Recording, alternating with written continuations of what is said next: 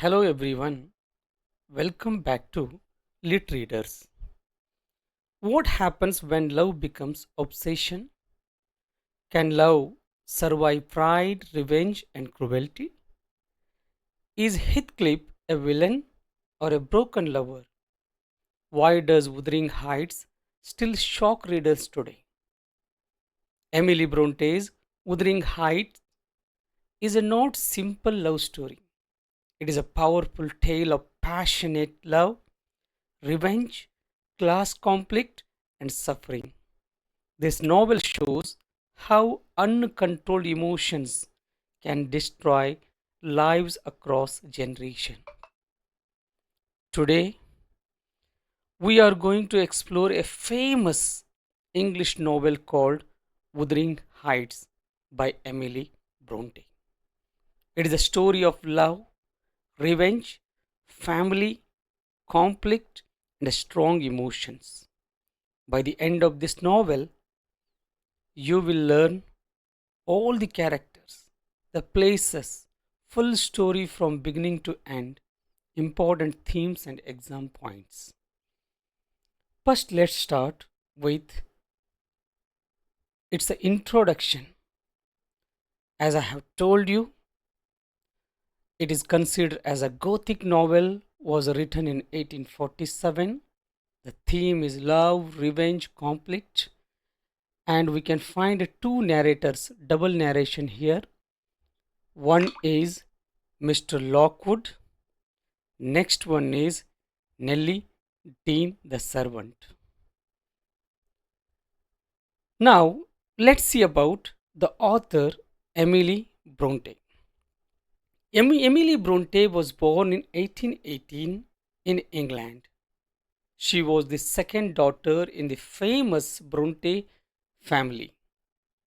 Her sisters Charlotte Brontë and Anne Brontë were also writers. Emily loved nature, freedom, and a quiet life.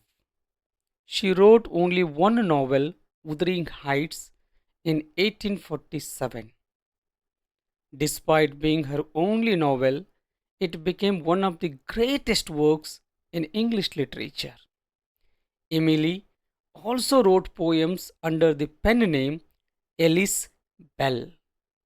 She died young at the age of 30, but her story continues to inspire readers. Main characters of the novel: Heathcliff, poor orphan, dark, proud, and passionate, loves Catherine, becomes cruel due to her revenge. Catherine Earnshaw, wild, emotional, passionate, loves Heathcliff, but at end marries Edgar for a wealth and comfort. Edgar Linton, polite, gentle, and rich, Catherine's husband. Hindley Earnshaw, Catherine's brother, jealous and cruel to Heathcliff. Hareton Earnshaw, Hindley's son, grows up rough due to Heathcliff's revenge. Cathy Linton, Catherine and Edgar's daughter, kind, brave, and intelligent. Some other characters, supporting characters are there. Mr. Earnshaw, Frances Earnshaw, Isabella Linton, Linton Heathcliff, Joseph, Mr. Lockwood, Nellie Dean. The story revolves around two houses. Now I will tell you the settings of the novel. The first house is Wuthering Heights. Old, dark, and stormy, represents wildness, anger, and passion. Second house, Thrushcross Grange, beautiful and calm, represents civilization, peace, and comfort. The contrast between the houses is very important in the story. Now, let me tell you the whole summary, its analysis, theme, and everything. First, I will start with a story. The story starts with Mr. Lockwood, a man from the city. He rents Thrush Cross Grange and visits Wuthering Heights. Is a landlord's house. Where in Wuthering Heights, where Heathcliff is living, he is a landlord. And the house in the Thrushcross Grange was given rent to Mr. Lockwood. And Lockwood, once he came to Wuthering Heights and he paid his visit. He finds the house cold, dark, and stormy. The people in the house are rude and unfriendly. Curious about their past, he asks Nellie Dean, the housekeeper, to tell him the story of Wuthering Heights and its families. Then Nellie Dean starts the story. She goes to flashback. She tells everything. She starts years earlier.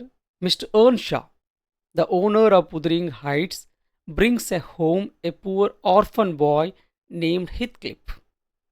Catherine Earnshaw, his daughter, befriends Heathcliff immediately. Hindley, Catherine's brother, hates Heathcliff and treats him badly. Catherine and Heathcliff grows up together, playing on the moors. They are very close and love each other deeply, even though they sometimes fight. When Mr. Earnshaw dies, Hindley becomes the master of the house. He treats Heathcliff like a servant, humiliating him every day. This makes Heathcliff angry, bitter, and full of revenge. Catherine is once injured near Thrushcross Grange. She stays there to recover. During her stay, she learns the manners, refinement, and civilized behavior of the people who are living in Thrushcross Grange. She meets Edgar Linton, a gentle and polite man there. Catherine likes Edgar's lifestyle, but she still loves Heathcliff deeply. Now, Catherine's marriage. Catherine chooses to marry Edgar Linton for wealth and comfort. She still loves Heathcliff, but she believes marrying Edgar is practical. Heathcliff overhears this conversation and feels betrayed and heartbroken.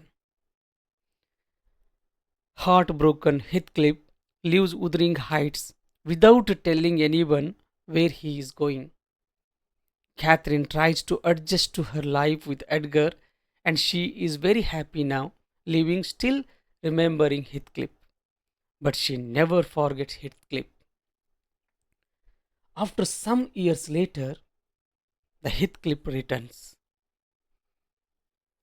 Heathcliff is now very rich. He has become a powerful man, and along with it, he is a cruel also. He starts his revenge. He ruins Hindley's financially and mentally. He marries Isabella Linton to hurt Edgar. Edgar's sister was there. Her name is Isabella Linton. To get his revenge, he married Edgar's sister Isabella. He forces the next generation into his control. He wants to control both Wuthering Heights and Thrushcross Grange. Catherine becomes mentally disturbed now because she cannot live without Heathcliff, but she is married to Edgar. She gives birth to Kathy Linton, her daughter. Catherine dies shortly after childbirth. Heathcliff becomes obsessed with her memory, thinking of her constantly. Now, the next generations and ending of the story. Heathcliff Earnshaw as now the Hareton Earnshaw, the son of Hindley. Hindley's son grows up rough and uneducated due to Heathcliff's revenge. Cathy Linton grows up kind, brave, and intelligent. Linton Heathcliff, the son of Heathcliff and Isabella, is a weak and sickly. Heathcliff wanted his a sickly son. Linton has to get married with Cathy. So Heathcliff forces Cathy and Linton to marry. Linton dies soon after, leaving Cathy and Hareton together. Gradually, Cathy and Hareton fall in love. This love heals the pain and hatred from the first generation. Heathcliff loses interest in revenge now. He has become old. He is in a grief because he is not going to tolerate the old memories of his lover, Catherine.